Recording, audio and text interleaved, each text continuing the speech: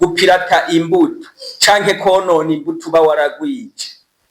Twasanze hariho abagwiza mbuto mu gihe batakurikiranywe neza na ca kigo kigenzura imbuto n'ubuziranenge bwazo ONSS gifise icicaro i Gitega.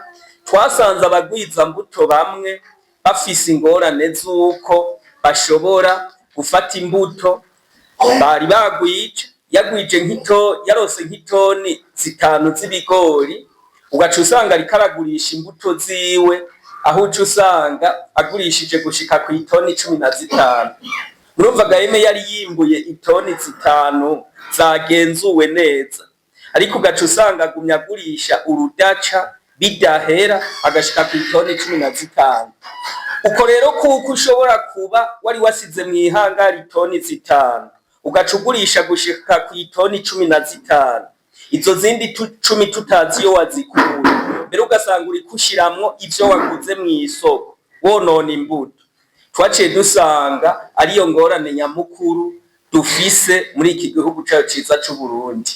None rero twagira tubanze tubamenyeshe ko kugira umugwiza mbuto w'umwizigirwa ni vyiza ko utanga bike vyiza. Rero twobamenyesha iki? Aha turabanza kumenya duti mbega mwese murazi aho dutegerezwa gukura imbuto. Nta handi uzi ko ategerezwa kugwiza imbuto azoduhereza zo mu bwoko twita baze, yitura ikigo Izabu c'ubushakashatsi Izabu. Uwo aba ari umugwiza mbuto azwi ategerezwa kuzikura muri Izabu.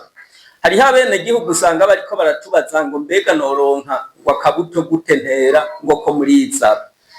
Je ndamubaza nti mbega urafise rwa rupapuro rukwemerera kuba umugwiza mbuto rutangwa na ONSS?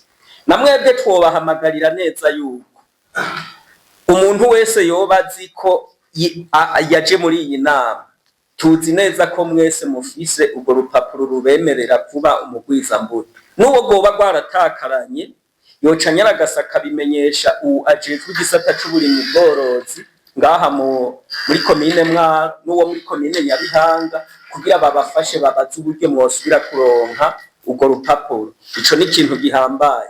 Hanyuma ica kabiri nobamenyesha, twipfuza yuko iki kintu mucumviriza, twipfuza ko guhera ubunyene uzokenera imbuto atera akazikura muri Izabu canke akazikura ku wundi mugwiza mbuto yazikuye muri Izabu kugira ngo yakire amabaze ashobore guca agwiza yimbure amasertifiye. Sivyo Gaheme?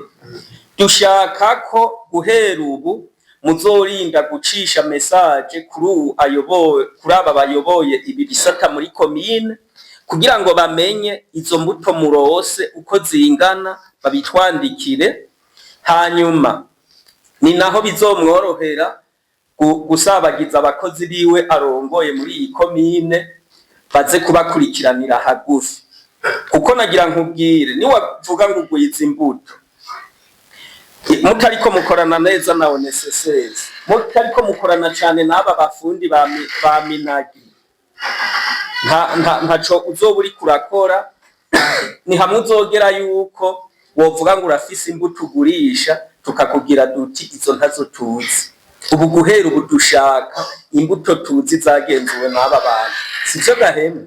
Bimwe mwahora mwinyuranganya mukatubwira hajya mwumvise amahera ibeyi y'imbuto yabonetse ngo najewe ndafise itoni 5 ata muntu yigeze ahagera, mugukaza kutwemeza ngo wari wakuye imbuto muri Izabu. Ubu dushaka bije habona bimenyekane, niho twogufasha no kurondera isoko. Ico ni ikintu gihambaye.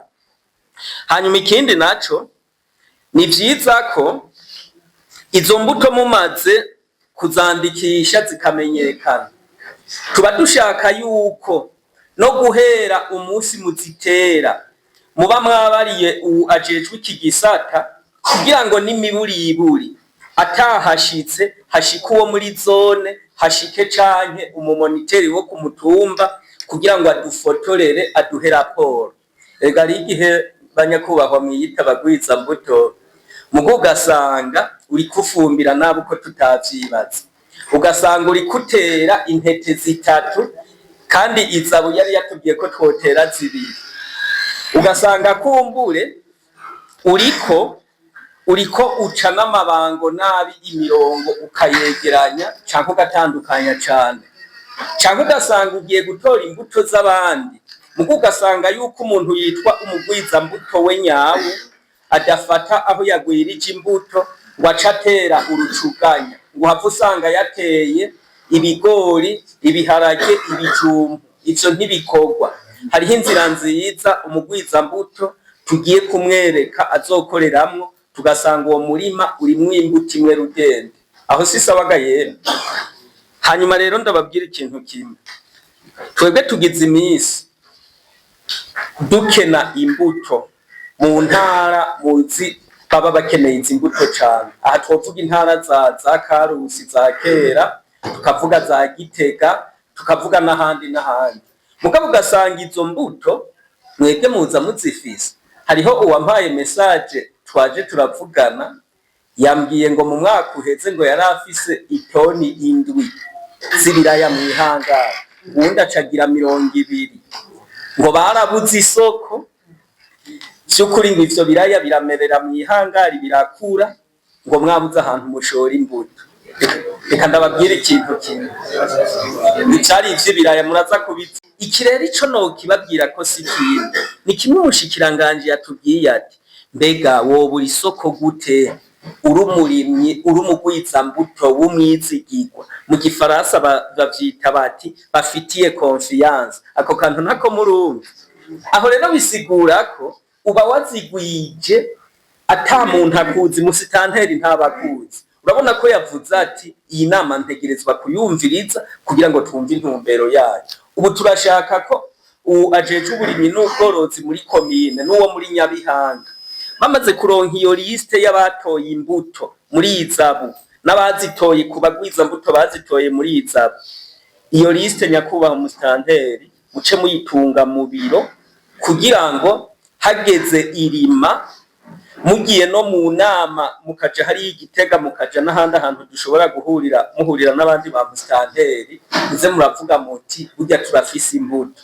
Twe duhora turondeza, nahora ndi directeur wa DP ya Ikarusi, twararondeza imbuto ugasanga twazibuye. Izo twagwije tukazitera zigahera, burya na nyakubaha umushikiranganje wacu aha mubona abivuga nyene abisigura neza, ari mu bantu ba mbere b'abarimyi kandi akunda ko misi yose aronka abafundi baza kumukurikiranira hagufi kuko arimbura cane.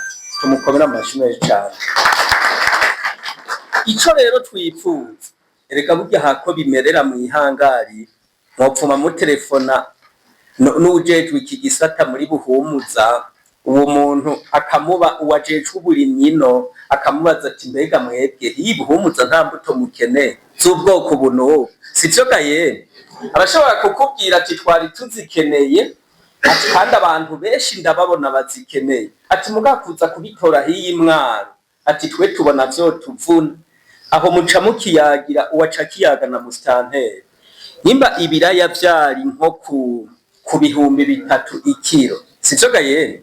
Murashobora guca mushira kuri 3 na 3 muraca muvuga muti twebwe twisunze urutonde Buhumuza duhaye, reka tubishire mwifuso bitekeye neza, tubijane mugabo a conditionke tuza kuba tuzi ko amafaranga tuza tuyazanye canke bamaze kuyashira kuri konti. Aho ntibica bitora umurongo.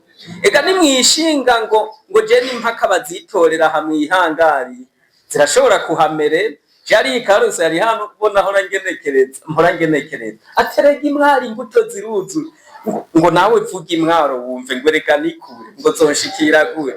None kubera ko utoca uduza gatoya nawe iyo tikuka ukayiri, none ugurishije vyinshi vyo mwese mukazana ifuso yuzu, ayo mahera ya transport mwoyaburamo. Erega muri marketing burya nico bituma ubona musa neza. Umuntu w'umugwiza mbuto aba ari umuntu akomeye.